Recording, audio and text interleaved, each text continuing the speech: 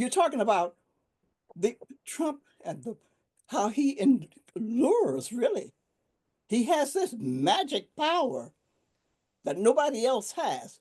Well, I think that's a lot of bull. He does not. People take from him what they want. And part of what they take from him is what they're trying to take away from me and people who are not white. Let's face it, race has always in the history of the United States of America played a huge role as to what we can accomplish and what we can't. Until we can address that, until we can talk about it and stop beating around the bush about it. Well, he didn't do this.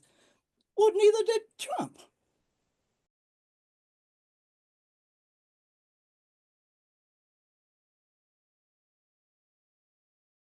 Okay, Bob, everybody get your dancing shoes on, get them ready. But first, we're going to roll credits. Let's go, Dennis.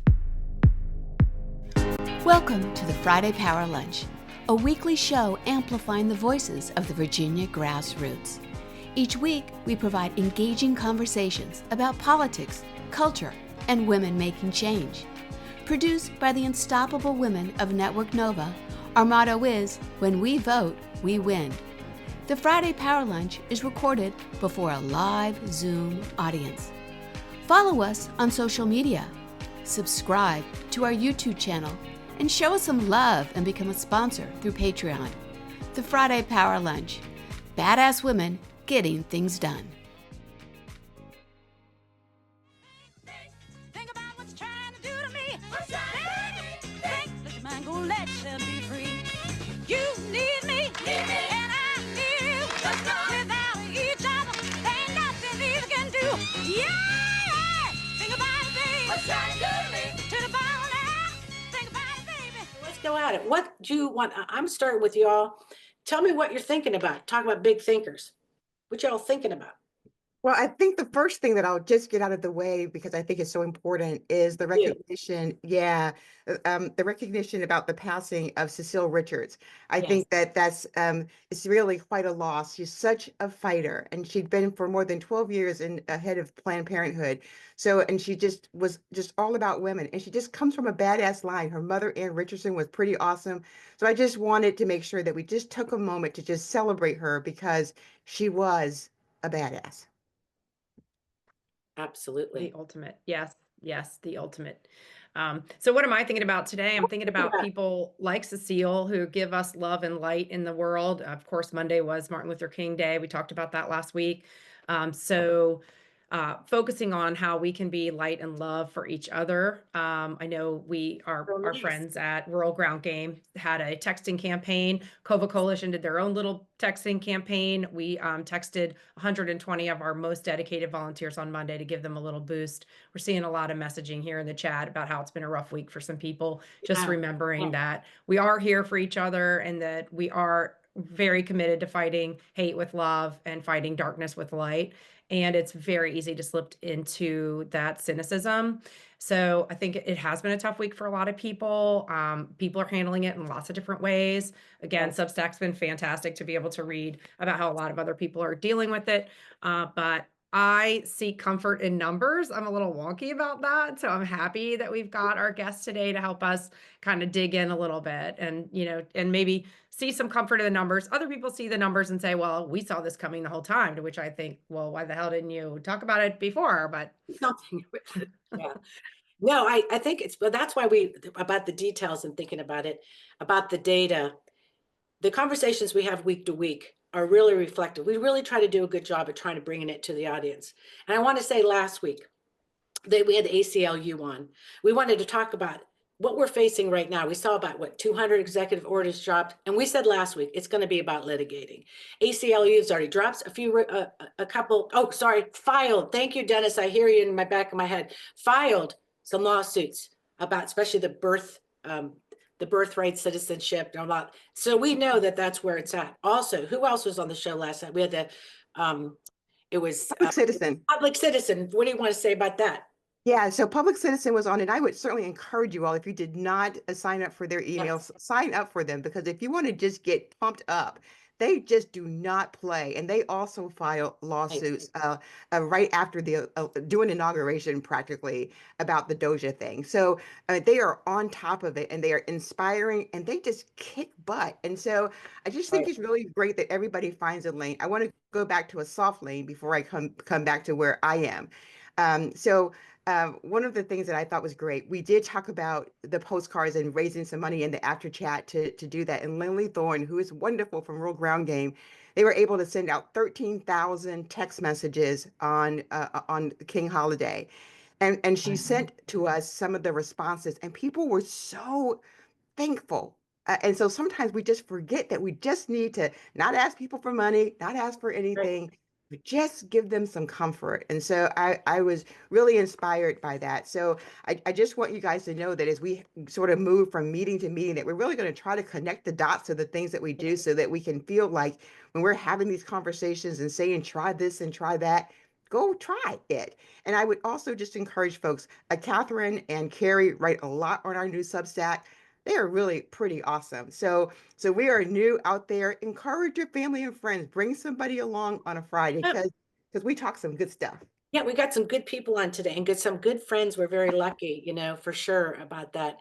So I want to make sure, speaking of that, because we want to make sure we have some good time for our guests, is that I'd like to bring up Kati Hornung of the Executive Director of Vote Equality US. And Kati, I don't know if you got to watch last week's show, but we were just so excited our pants fell off. It was when we heard this proclamation, because I was very, very negative on it. I thought, oh, it's not this, what's going to happen? So I want to make it clear to the people here that I have some real legal questions around this, that we know we're going to get somebody to talk about this later.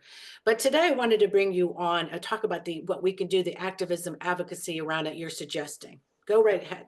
Thank you. No, so I was in DC, actually at the archives as all the news was unfolding. And so I wasn't able to get your show last week, but I understand that there was a lot of enthusiasm as well as questions. And I just think very pragmatically as an advocate, it is important that we all understand there are plenty of arguments for and plenty of arguments against adding this to our Constitution. The American Bar Association, super duper set of lawyers, has done the deep dive. They have said this was done even before Biden said it was done. Biden has now said it is done. One thing for everyone to understand from an advocacy side is we can go and pick apart every tiny little thing. The archivist has only ever added one amendment to our Constitution, one. So everybody's going to get all like sorted and out of sorts about an archivist. Like, hey, that job's only been around to do one amendment ever. So at the end of the day, what I would say for all of us to consider as advocates is it either will or won't be a part of the future of this country based on what we choose to do. If we want to pick it apart and the people who love it are going to be the ones to pick it apart, guess what? It'll get thrown out.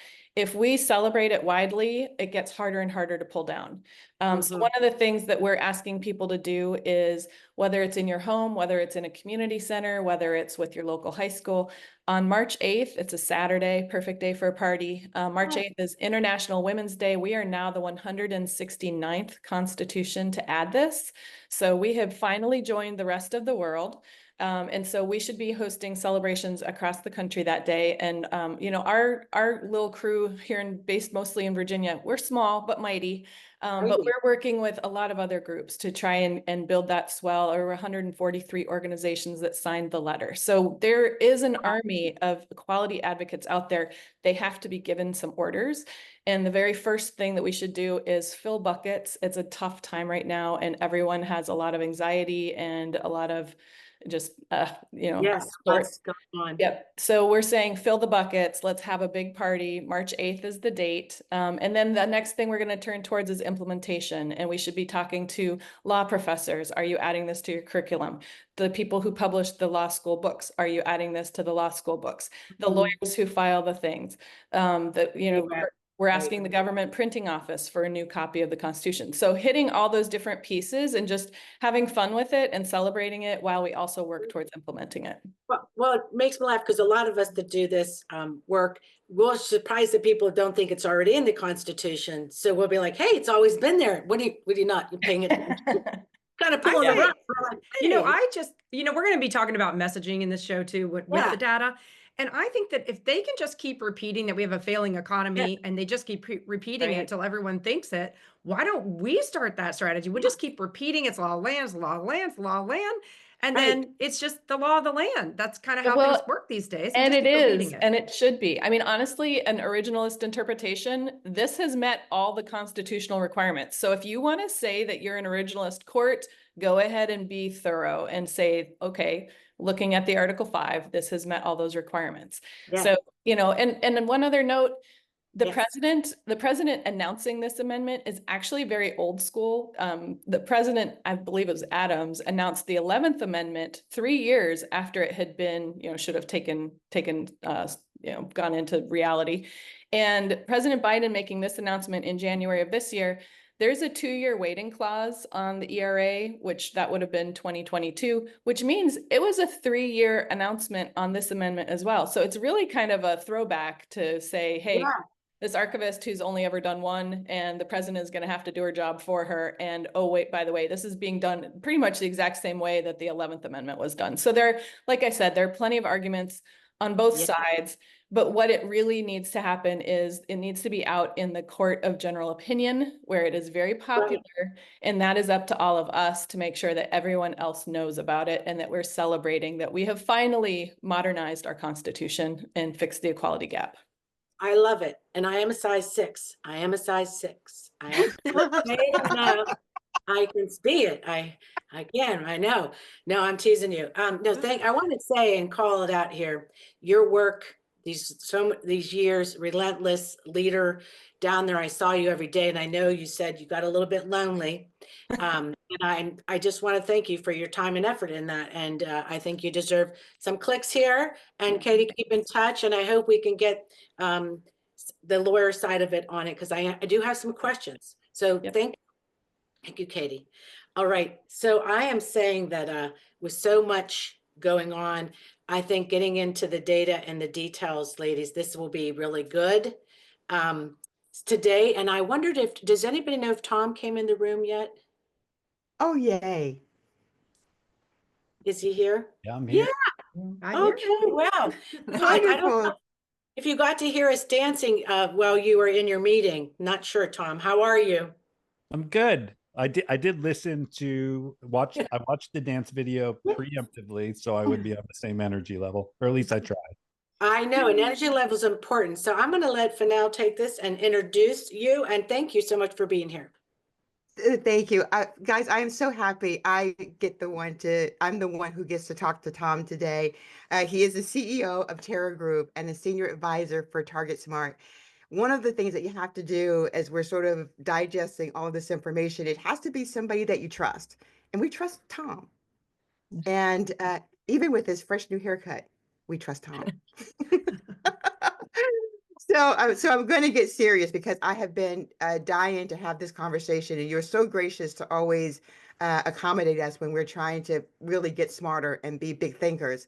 But the very first question I'll ask before I ask you to set the stage for everyone is to know that my second question is going to be, where are the 19 million people and who are they? But I will let you sort of think about that for a minute, but just sort of lay the groundwork for everybody who's here today in terms of how the data, based on what you have so far, tells us about this election.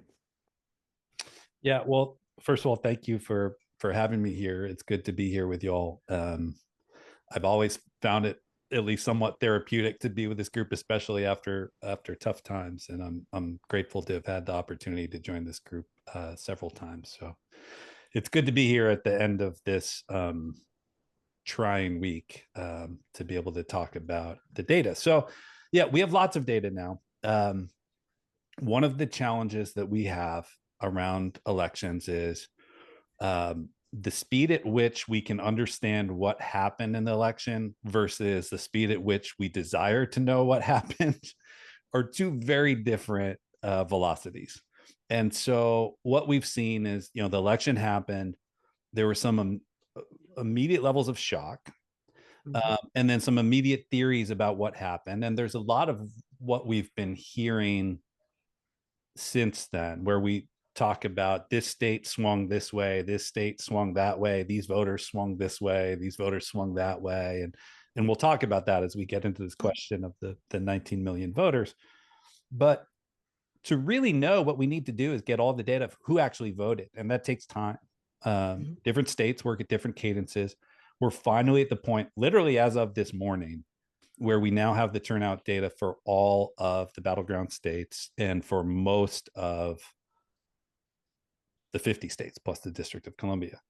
And so it's literally, this is the first time I'm talking with anyone about this, but we actually have this full picture. But that's individual level turnout data where we can look. And of course, we don't know for whom people voted, though we can intuit a fair amount from the data we have, but we know who voted. And so we can, if it's an algebraic equation, we can at least fill in or solve for one side of the equation by knowing what turnout looked like. And by having that, it starts to tell us a lot about this election. And the reason in my mind why this is important and why I can hopefully pitch this group on this is, I think the one truth that we could all agree upon is that there's a lot of work to be done. That what we didn't work, that we missed some things, and that we need to do better. And the only way we can set off on that path is if we choose the right path and we have the right map and we have an accurate sense of what happened, how and why, what went wrong. And so we're just getting that now. And, there's this ongoing debate about turnout versus persuasion. And, we actually now have the data. So we can get into that second question, because I think that's really key to understanding all of this. Yeah, and before you get started, there are folks on this call who, one of the things that they are always, questioning is, where do we start? And we always want to, at least for me, I always want to start with the people who didn't show up. I mean, when I look at my voting data, I want to look at it and I go, oh, well, here's this group of people who didn't show up. So I think I'm wondering if there's some of the 19 million. So I want to hear that, and then hopefully you'll be able to tell us what kind of things you all have been sort of piecing together to say, oh, this is a 19 million, what we might do next. Yeah. So, and for those who aren't up to speed on this, and I actually hadn't read the specific post that you reference in the 19 million from Mike Podhorzer, who's a brilliant analyst, and I imagine most of you are familiar with. But for now, you shared that with me just a couple of days ago, and so I had the opportunity to read it, and it's a really astute analysis. And basically, the point that Mike was making in this analysis was that he estimates that there are about 19 million Biden voters, people who turned out and voted for President Biden in 2020, who didn't vote at all in 2024. And his point is, which I very much agree with, is if we want to understand what happened, we have to answer the question of who are these people and where they went. And we have to understand, and he talks about flatlands versus 3D. If you haven't seen, if you haven't read his post, I recommend it. And then Catherine shared with me an actual podcast video interview with him yesterday that I recommend, with the people from Way to Win. Wonderful interview where he goes into it more depth. I recommend it's relatively brief as far as podcasts go, but he talks about, in order to understand what happened, you have to consider persuasion and turnout. And when we talk about a group swinging away, we all internalize it as, well, these people used to be with us and now they're not. They voted for Biden last time, they didn't this time. And no doubt there were a number of those voters in this election. But when we talk about groups and states swinging, as we are finding in the data, and as this 19 million voter estimate would suggest, a huge portion of the swing from a victorious election in 2020 to falling short in 2024 was Democrats staying home. And as we look at the vote history data, as I said, we have the first look at all the battleground states as of this morning now. I can confirm for you that is what happened. I will say this, the 19 million vote number is a huge number. It's huge. Most of those voters Not just in terms of, look, there were 7 battleground states and then 43, 44 non-battleground states. So obviously most of them were in the non-battleground states. But even when you look at a proportion of the state, Democratic turnout was better in the battleground states than it was outside. That's an important point to make, but it wasn't good enough. So there still was a drop off. So if you think about the states that swung the most towards Republicans, towards Trump between 2020 and 2024, there are states that I don't think most people would have predicted. States like Maryland, where I am, New Jersey, Massachusetts, New York, blue states. And so you look at that and you say, again, I think a lot of people drew the conclusion that, well, it was woke Democrats. We were too woke. That the people in these states that have, quote, blue leadership were turned off by how woke Democrats were. And so they flocked to Trump. Well, now that we have the turnout data, I can tell you, no, they stayed home. They didn't flock anywhere. And look, that I'm not saying that to excuse anything or to make anyone feel better about anything. That's something that should be troubling to all of us. It's a question we have to answer, is why did they stay home? Why did they not internalize the consequences? And I hope we can get into that in this conversation, because I think it's important. Again, the same thing happened in the battleground states, but it was much smaller. But there was one other key component of this, of why you had this bigger, this drop off, was voter registration. I looked at the Pennsylvania data this morning, and you look at the differences in turnout between 2020 and 2024. More people voted in Pennsylvania in 2024 than voted in 2020, first of all. That was something that on election night, and actually in most of the battleground states, raw turnout, total votes cast, was higher than 2020.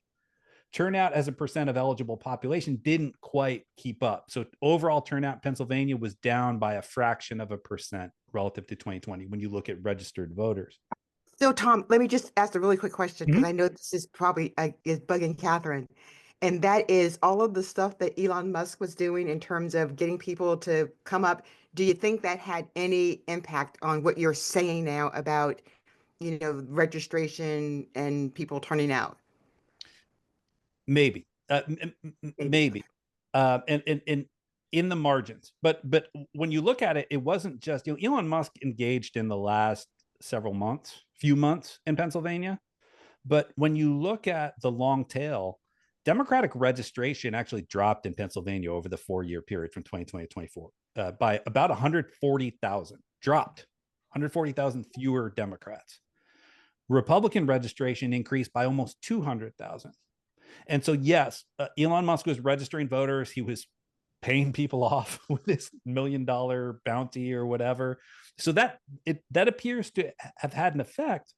But this is something that started years ago, right after the 2020 election, and just sort of continued throughout. So to me, it speaks to a larger challenge among the Democratic Party and how we talk about our accomplishments.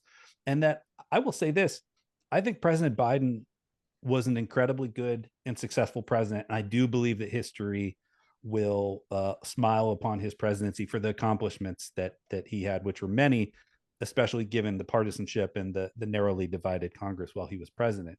But we as Democrats didn't talk about it. We didn't engage in these spaces where Republicans were engaging. And so people didn't think that. They didn't believe that to be true. And you see that in the data.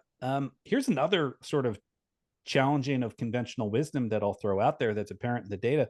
Pennsylvania added automatic voter registration, which is something that we as Democrats and progressives have been pushing for. And I don't want to say this is something that, we should throw this out, because I believe in greater participation. But what you see in the data is when you have the combination of Democrats not entering in the conversation and contesting how people perceive the parties and how they perceive to Democratic leadership, and you add in automatic voter registration, Republicans took substantial advantage of automatic voter registration. So the net effect of automatic voter registration in Pennsylvania was incredibly negative for Democrats. So in the end, Democratic turnout dropped by only a point in Pennsylvania between 2020 and 2024. Republican turnout dropped by 0.6 of a point. So that 0.4 of a point difference shouldn't have made that much of a difference. But here's the problem. like I said, the registration number shifted enough that they added enough and we dropped enough that you had about a 3.5 point swing in the state from Biden to Harris. And that was it. That was the story. So I have a question about that registration. And so here's my question, because I'm trying to figure out, and maybe this will be later, who these people were who started to register for Republicans. And so will you all have demographic data Yes. to sort of help show us? Because I think what I'd ask is, in terms of that demographic data, should tell us what our story should be that we're talking to people about when and where and how and who. Yeah, well, what's interesting, and let's talk about Pennsylvania a little bit longer, because Okay. I think it's indicative of the battleground states in general, and what I'm about to say about Pennsylvania is generally true across the battleground states. Okay. Pennsylvania is just a good example because they have partisan registration. It's always a tightly contested state. And when you look at the registration and you look at the turnout data, and again, if we remember that the baseline was turnout was actually very close to 2020 in terms of percent of registration. So we're just talking about minor changes. If you look at Democrats, the biggest drops in turnout were among voters under 30, men and women. Slightly more men than women. The Democrats over the age of 75 actually increased in turnout versus 2020. They had better turnout than 2020. One of the few groups that did that. I was talking about this before the election, talking about silver surge. It was actually something we first talked about in Virginia, going back to, I think it was 2021. Yeah, Youngkin. Yeah. And so there was a silver surge for Democrats. Older Democrats were fired up and turned out at that high rate. Younger Democrats did not. They just didn't. Again, the drop off wasn't massive. You're talking about 2.5 point drop off, but it was enough to allow Republicans an opportunity. If you look at Republican turnout by age, you see one thing that's the same and one thing that's different. So the best turnout group among Republicans relative to 2020 was also voters over the age of 75, but they didn't increase by as much as Democrats did. So Democratic seniors were more energized and motivated than Republican seniors. The difference was the next best turnout group for Republicans was voters under the age of 30. They actually matched their 2020 turnout in terms of percent of registration. But to your question of what was happening in registration, their registration had increased by a lot more. So young Republicans accounted for a larger share of the electorate. Here's one point that I think is important to keep in mind as well, is we've heard a lot about the Trump campaign efforts to, I forget what people call it, the bro sphere or whatever. Yeah, the Joe Rogan thing. Yeah. All that, the Joe Rogan and all the podcasts like that, and all platforms like that, that were made to appeal to young men. Elon Musk is a big part of that. What was interesting to me is, though young male Republican turnout was up, young women Republican turnout was actually up slightly more.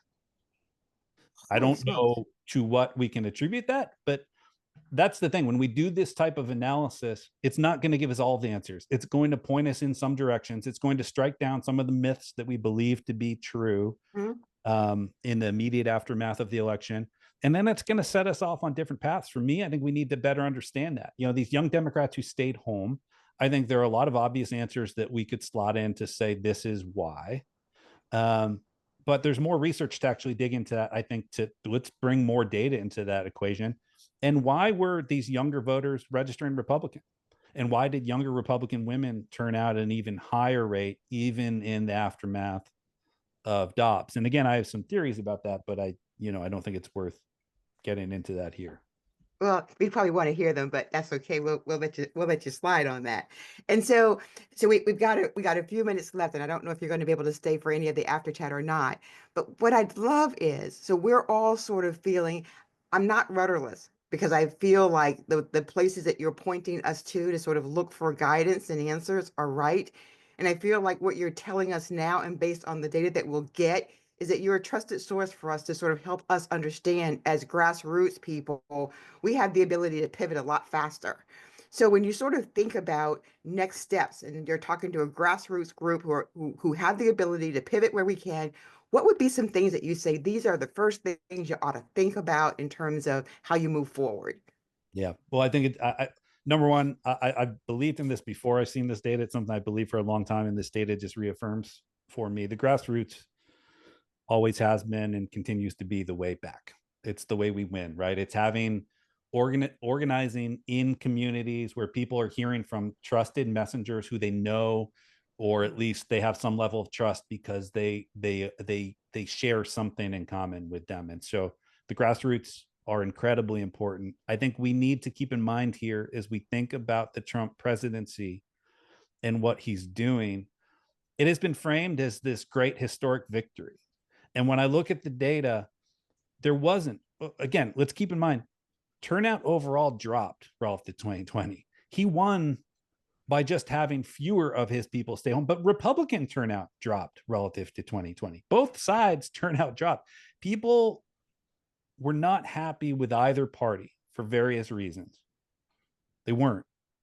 They felt a level of disconnection. There wasn't this surge of support for Donald Trump that came out to win this election. And even though he won by a massive electoral college margin, when you look at the margins in these states and you look at the story of what happened in Pennsylvania and you say, well, look, if we only had just held the line with voter registration, not done anything special and increased our voter registration, if we just held the line in voter registration and matched them in turnout, we would have won in Pennsylvania. And the same is true across these battleground states.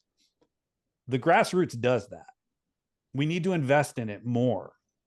That's, to me, the answer. And yes, that doesn't mean that we don't have to do things at the national level. We need to engage at the national level as well in the messaging battle. We need to enter these spaces that we ceded to them.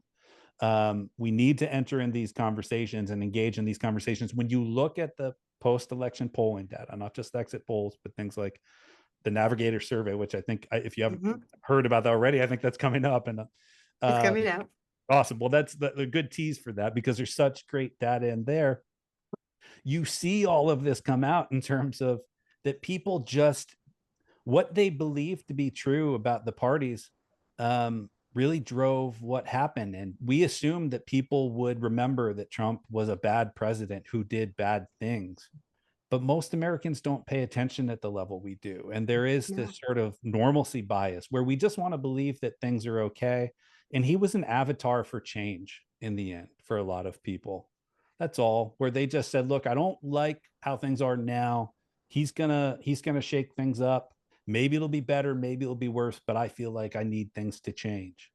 So Tom, and engage in that conversation. So Tom, one other thing that I just want you to say loud and clear, and that is there was no mandate.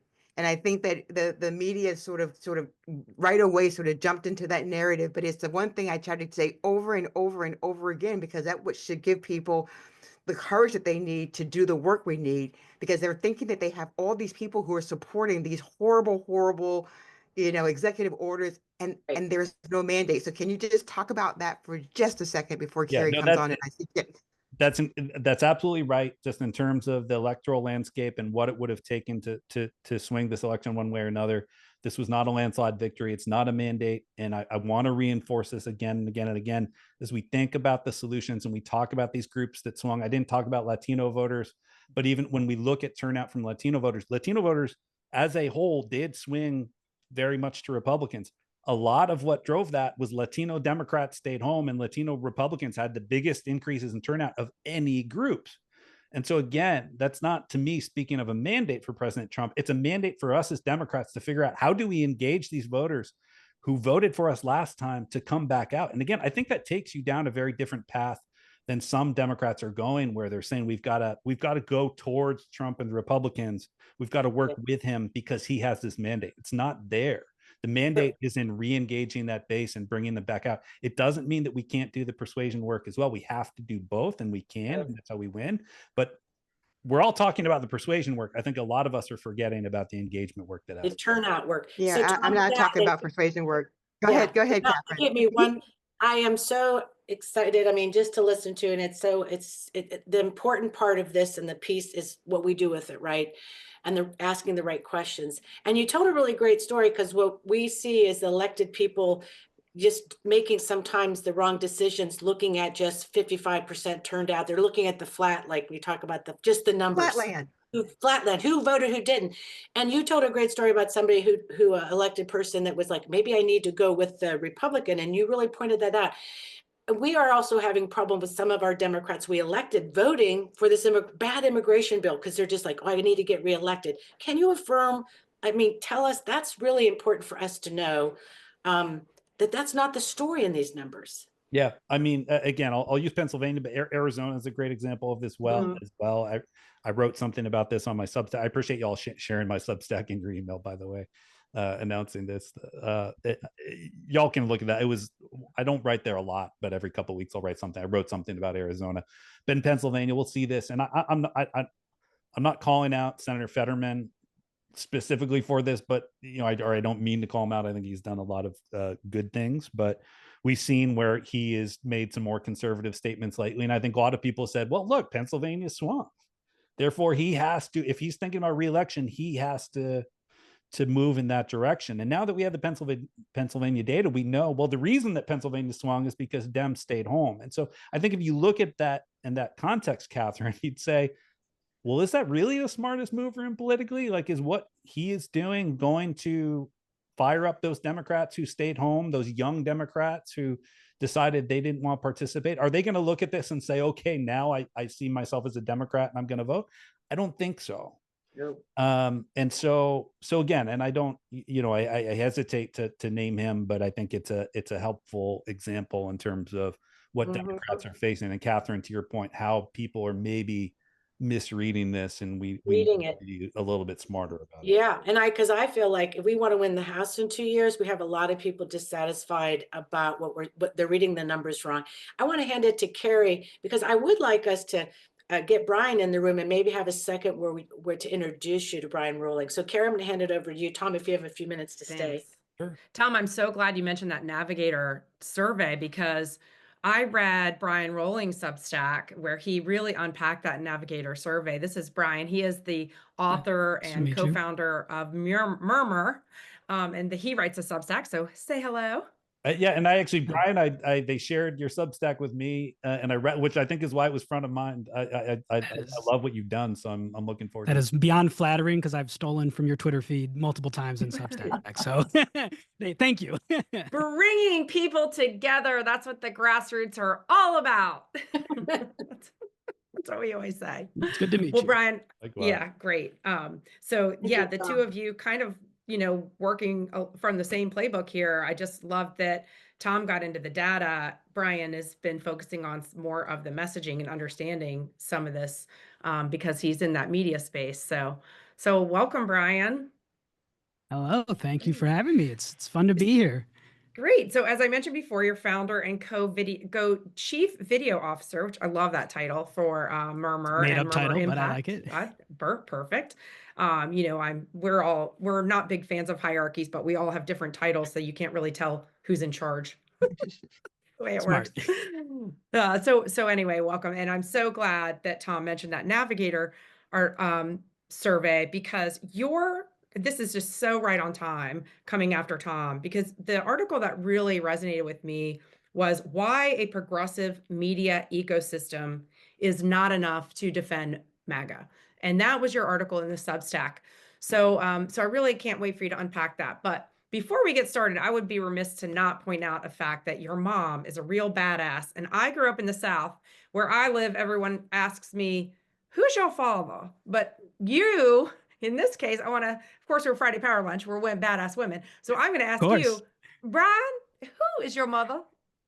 Can you tell us? My mother's name is Rochelle Davis. She is a lifelong community organizer. She, in 8th grade, if she was here, she would introduce herself by telling the story that in 8th grade, she led a protest in her middle school to allow girls to wear pants. And that was sort of her first bite in victories. And from then, she worked at the Midwest Academy, Citizen Action, and then started her own organization that really worked at it's called the Healthy Schools Campaign, that really worked at sort of the intersection of health, healthy food, and education. And she did that for 30 years, and now she's working with me at MurMur, actually. So it's a family operation.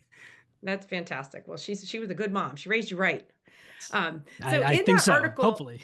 Right. So we're all grassroots leaders on this call. We're all involved. We're focusing on engaging volunteers. But I wanted you to talk about these low engagement voters that Tom talked about. And I want you to help us understand what you think who are these folks? Help us understand that. Yeah, I mean, I think at the highest level, I think it's actually the majority of eligible and registered voters. I think most voters would fall into what I would define as low engaged. Navigator defined it as people who responded to a survey as that politics is not too important to them or not at all important to them, and found that was like a third of the electorate. I think when you look at folks who consistently vote in primaries, midterms, and general elections, those folks are in the minority of voters. And if you look across the folks who are voting in and out of elections, it's actually the majority of voters. So Pew looked at this, actually, this was pre-2024, and they saw that in 2018, 2020, and 22, only 37% of the electorate voted in all three of those elections. So if you're consistently voting in primaries, midterms, and elections, you're in the minority of voters. And the folks who are popping in and out, voting once or twice, maybe skipping midterms, but always doing general, obviously it's a big group, so it's going to be different. They're sort of low engaged voters. And I think these are folks who are not engaging with political content, who are not, thinking about this all the time. And I think understanding the difference between like engaged voters, which all of us on this call are, and folks who are a little bit less engaged, who are not as active in politics, understanding that difference to me is critical to sort of understanding the electorate, how we should talk to voters, and how we kind of come back from this wilderness, if you will. So are these low engagement voters low information voters, or are they just different information voters? I like to think of them as different information voters. I think that, you can think of someone at like a Tea Party rally holding up a sign that says, keep the government out of my Medicare, as someone who's very engaged, but maybe not super informed. So I don't know if there's like a correlation between engagement and informed. I think if you talk to some low engaged voters, you talk to a nurse, they're going to be really smart about like healthcare policy, but they may not be very engaged. If you talk to a car dealer or a contractor, for instance, they're going to know about like zoning policies in their city and in their state, but they may not be someone that we classify as engaged. So I think we can't think of these folks as like low info. I think we have to think of them as low engaged and then differently informed. And there's definitely a correlation between where you get your news source, as we've been seeing in things that Navigator has done and Pew has put out some studies, and who you supported, right? And if you were sort of a mainstream media follower, if you read the newspaper, if you watch TV, you are much more likely to vote for Harris. And if you're someone who's getting your news from social media, getting your news from other sources, you are much more likely to vote for Donald Trump. So there's a different ecosystem, which is frustrating, but I wouldn't always classify these people as just low info. So that they would probably respond really well to those buzzwords and the little sound bites, as we called them in the 90s. Yeah, they love short talking points that seem very pre-planned. Easy, and things that are repeated easily and often.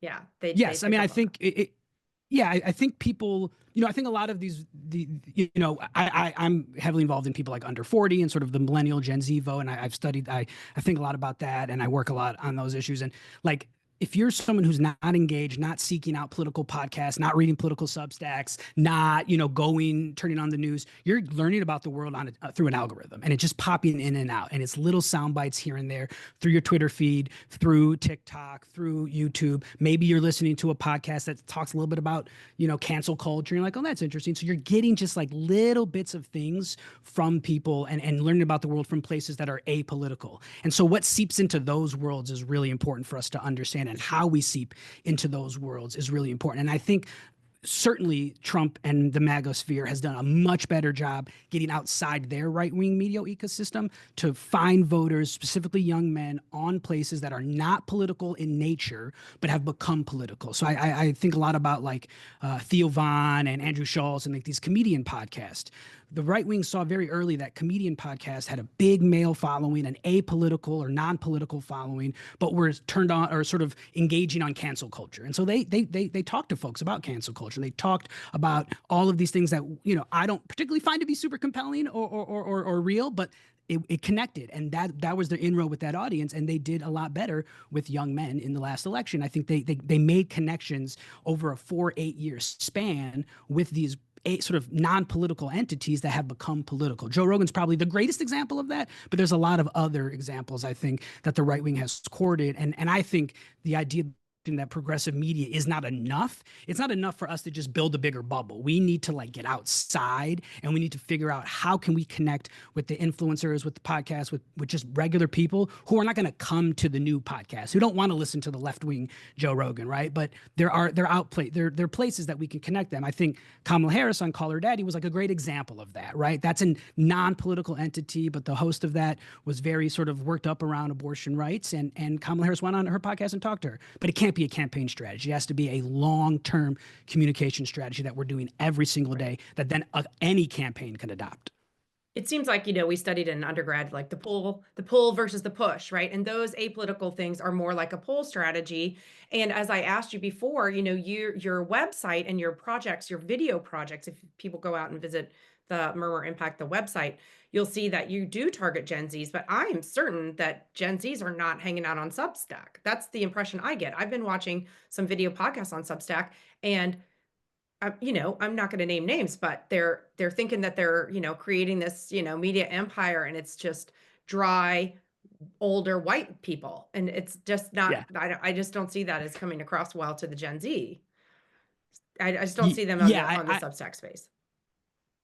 Yeah, I mean, look, they're getting their news from TikTok. We did a survey early in the election cycle when Biden was still the nominee with a focus group, actually, with 50 undecided Gen Z voters, and I was shocked at how much of them said Twitter was still where they were getting most of their news.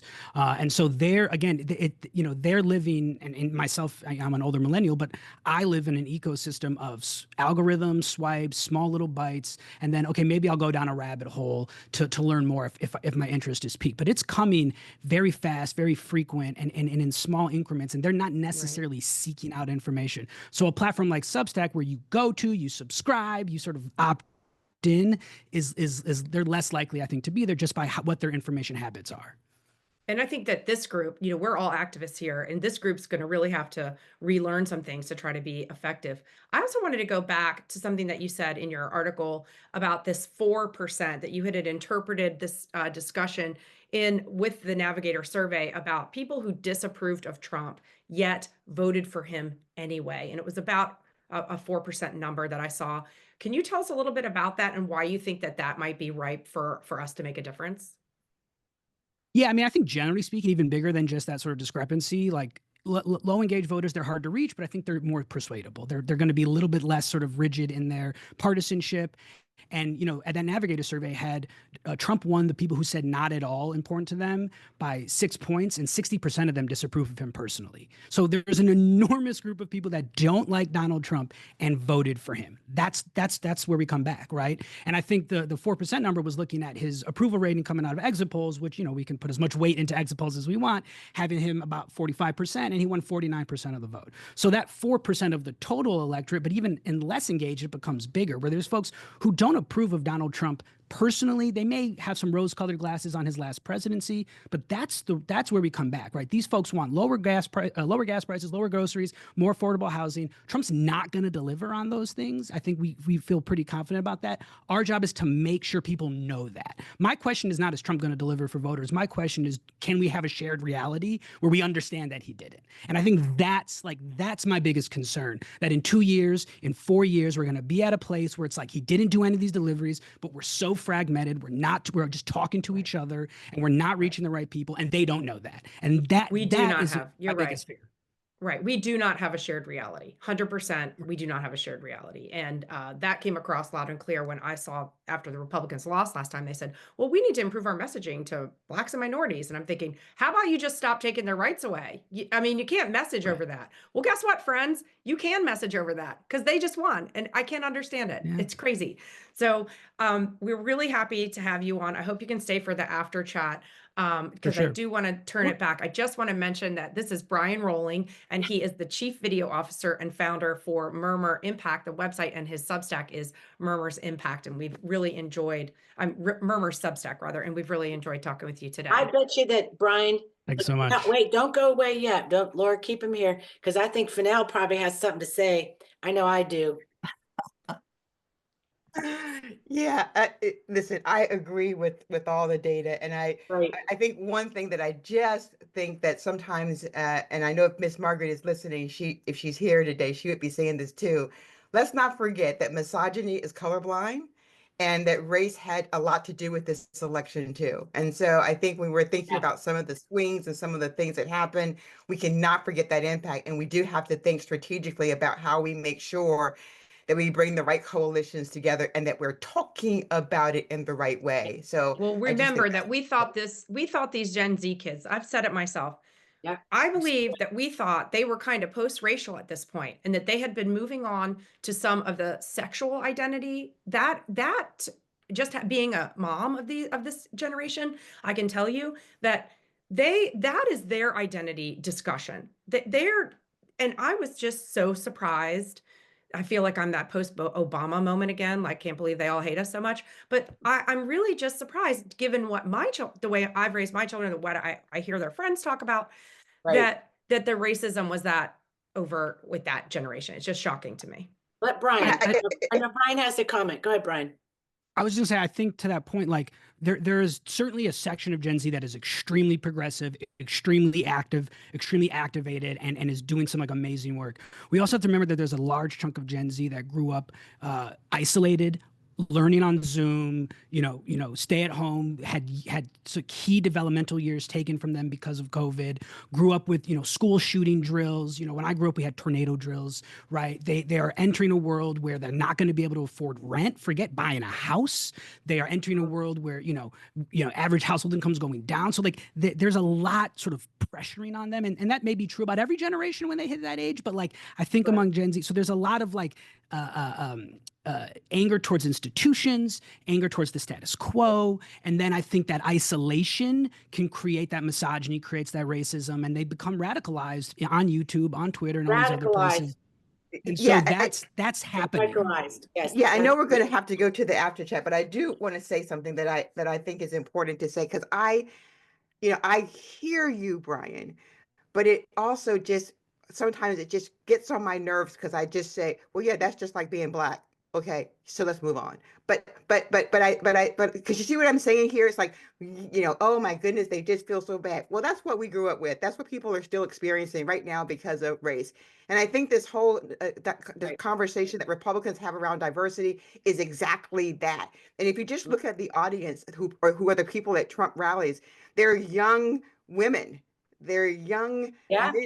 And so, and they go and they hear this stuff. So I just think it's a bigger thinking conversation to have, especially about how we go about talking to the different groups of people. And I do think that people on this call will have to get more comfortable with talking to people who look like them, and the less comfortable, the ones who are more comfortable, instead of, what I'm saying? So we've got to do something different. Big thinking has to happen. Big thinking. And I'm going to do that. Thank Brian and say, we're going to be in more conversations. I hope that we can do this on Substack together because we had so much fun. Yes.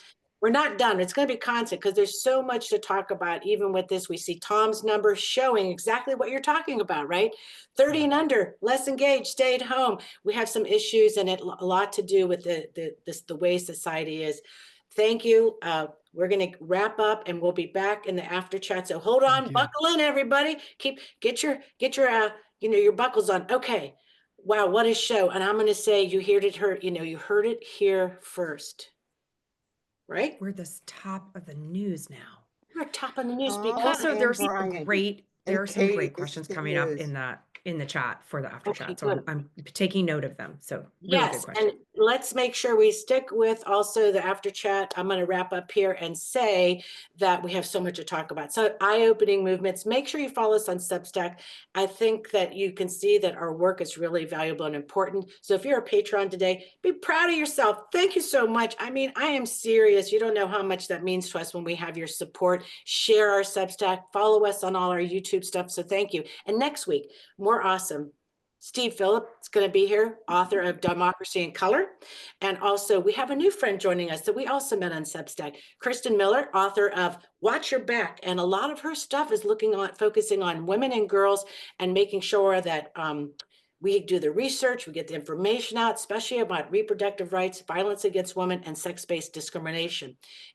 So this is going to be next week. So also anything else? from just, thank you to the team up there. Laura Mack, I see I've read the Mac, Laura Martinez, Dare, Ambassador Bubs, Dennis, Michelle McKinney. We have such a great team up there. So we're so grateful for them. And let's see, I think we can get our ending credits set up. Dennis, and roll. And you know what? We'll see you on the other side, everybody. Thank you for being here. We really appreciate it.